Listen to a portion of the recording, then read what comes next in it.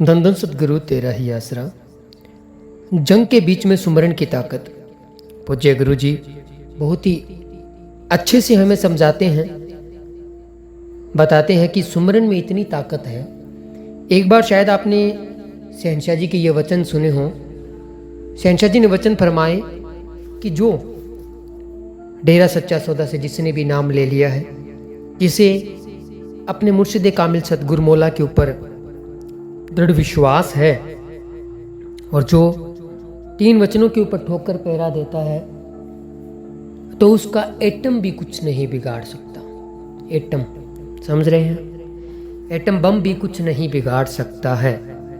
इतने बड़े वचन शहनशाह जी ने किए हुए हैं। और ये अच्छे से आप जानते हैं कि जब दुनियादारी में भी इंसान चारों तरफ से घिर जाता है परेशानियों से, तो उस परम पिता परमात्मा को ही याद करता है। और वो परम पिता परमात्मा ही, सतगुरु मौला ही उस परेशानी से फिर इंसान को बाहर निकालते हैं, हाथ पकड़ते हैं। दुनियादारी के ये जो रिश्ते हैं, ये तो सब किनारा कर लेते हैं, इनके तो बस से बाहर होता है। कोई नॉर्मल बुखार भी अगर हो जाए तो वो भी रिश्तेदार तो उसको भी ठीक नहीं करते, उसके लिए तो डॉक्टर के पास जाना पड़ता है। तो दुनियादारी के रिश्तेदार बस साथ में खड़े रहते हैं ना आज के समय में, यही बहुत बड़ी बात है। बाकी कर्म तो इंसान को खुद को भोगने पड़ते हैं, और दुनियादारी की जो बीमारी होती है वो डॉक्टर समझ जाते हैं। अगर डॉक्टरों की समझ में ना आए तो वो परमपिता परमात्मा ठीक करता है। तो इसी तरह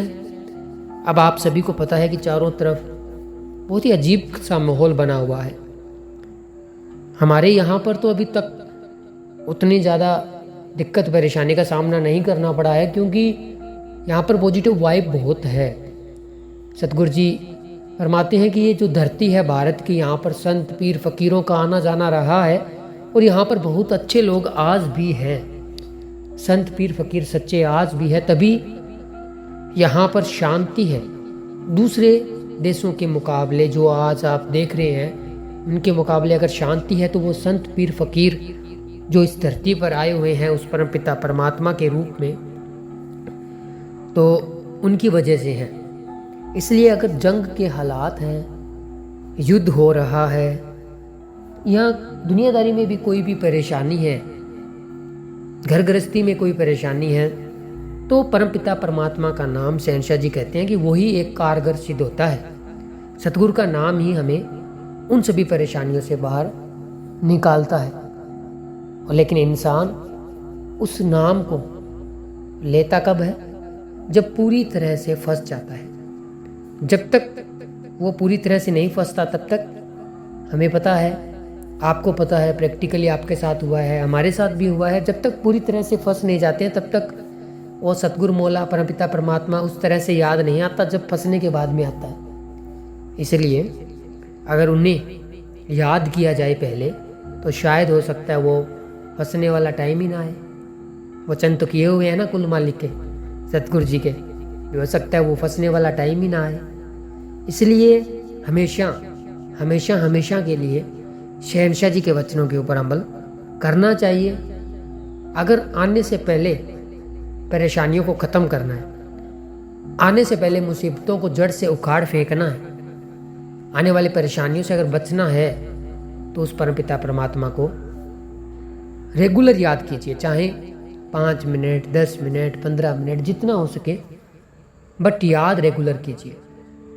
फिर चाहे जैसा मर्जी माहौल हो, जंग का हो, कोई बीमारी हो, कोई परेशानी हो, कोई प्रलय हो, महाप्रलय हो, तिल बढ़े न राही घटे, जो लिख दी करतार। अगर टाइम ही पूरा हो गया तो अलग बात है, वरना काल बाल भी बांका नहीं कर सकता। ये सब शहनशाह जी के वचन है जो मजलिस में शहनशाह जी हमें बताते हैं, फरमाते हैं। अगर वचनों को हम माने, अमल करें, तो सारी खुशियाँ हमें नसीब होगी, हो रही है उन लोगों को जो वचनों पर अमल करते हैं, और होती रहेगी उन लोगों को जो अमल करते रहेंगे। आप सभी के लिए रूहानी वीडियो बनाकर लेकर आए हैं। लास्ट में ज़रूर बताइएगा कि क्या आज आपने सुमिरन किया है, और मौला सतगुरु से प्यार कितना है, सतगुरु मौला जी से, ये भी ज़रूर बताइए। वीडियो को लाइक ज़रूर कीजिए, चैनल को सब्सक्राइब कीजिए, शेयर कीजिए। मिलेंगे जल्द एक और नई रूहानी वीडियो में। तब तक के लिए धन्यवाद। धन धन सतगुरु, तेरा ही आश्रम।